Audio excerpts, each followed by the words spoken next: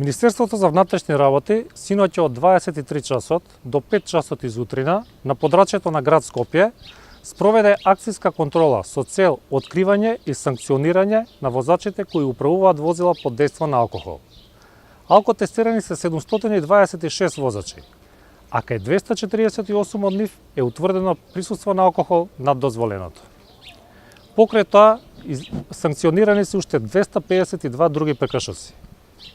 Министерството за внатрешни работи и во наредниот период ќе презема вакви акцијски контроли и активности со цел да се стави ред во сообраќајот.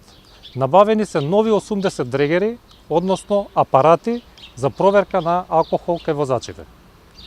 Во оваа прилика сакам да упатам уште еден апел до граѓаните, односно до учесниците во сообраќајот, да ги почитуваат сообраќајните правила, се со цел да ја зголемиме безбедноста на патиштата.